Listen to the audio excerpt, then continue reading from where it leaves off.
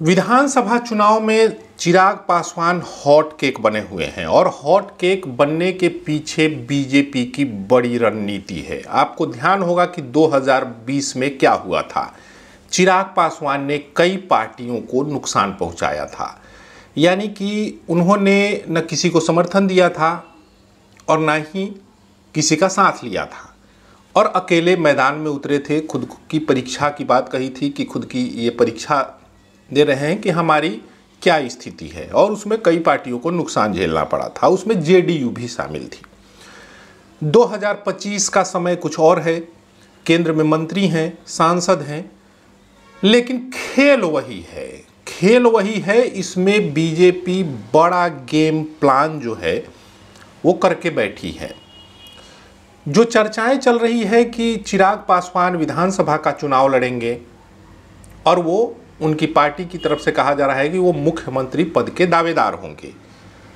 ये तभी संभव है जब ये बीजेपी चाहेगी, और बीजेपी तभी चाहेगी जब उसकी गर्दन की नस फंसेगी, यानी कि वो मजबूरी ही होगी जब चिराग पासवान सीएम बनेंगे। और ये काट जो है बीजेपी ने नीतीश कुमार के लिए निकाली है।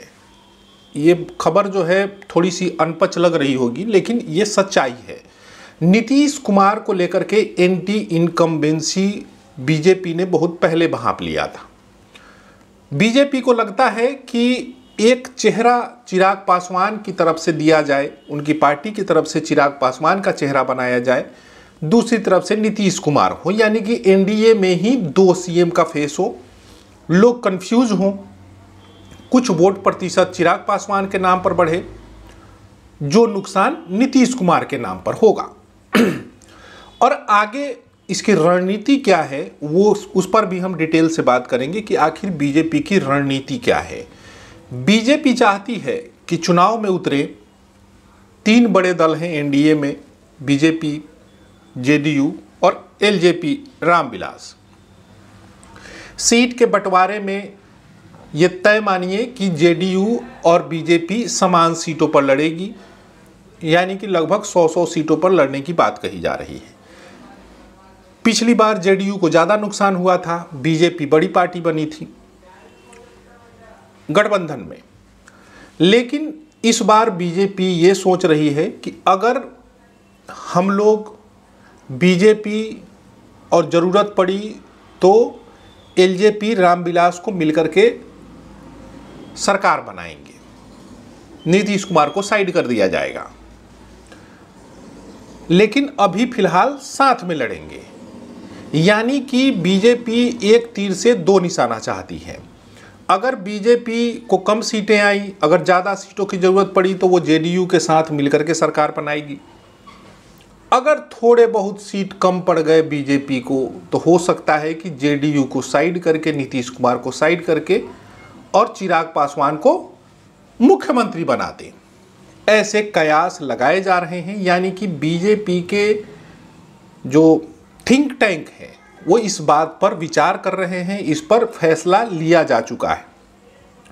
क्योंकि एक केंद्रीय मंत्री का, एक सांसद का विधानसभा का चुनाव लड़ना किसी को पच नहीं रहा है, और लोग ये जानते हैं कि ये बुद्धि, ये सेटिंग अमित शाह और मोदी के यहाँ पहले ही हो चुकी है कि उन्हें विधानसभा चुनाव लड़ाया जाए जिसका फायदा एनडीए को मिले, और एनडीए को मिले यानी कि एलजेपी रामविलास को और बीजेपी को ज़्यादा मिले, नुकसान जो है जेडीयू को ज़्यादा हो, और आने वाले समय में बीजेपी और चिराग पासवान मिलकर सरकार बनाए। इस खबर को लेकर के कई चर्चाएं भी चल रही हैं कि चिराग पासवान इतने बेवकूफ़ नहीं कि केंद्रीय मंत्री पद छोड़ करके और विधानसभा का चुनाव लड़े। कुछ बड़ा होने वाला है और उन्होंने बड़ी सेटिंग बीजेपी के साथ कर ली है, लेकिन इसका नुकसान जो है वो सबसे ज़्यादा जेडीयू को होगा। अगर जेडीयू इसे भांप गई या फिर अपने आप को उस स्तर पर नहीं पहुंचा पाई तो आने वाले विधानसभा चुनाव में नीतीश कुमार मुख्यमंत्री नहीं रहेंगे। अगर BJP single largest party Maharashtra की तरह बन गई तो बीजेपी का सीएम होगा। अगर बीजेपी लार्जेस्ट पार्टी नहीं बनी तो हो सकता है कि चिराग पासवान मुख्यमंत्री बन जाएं। और अगर ऐसी स्थिति नहीं होती है, जेडीयू अगर अच्छी खासी सीट ले आती है, बीजेपी को थोड़ा नुकसान होता है, तो फिर से वही नीतीश कुमार चलेंगे।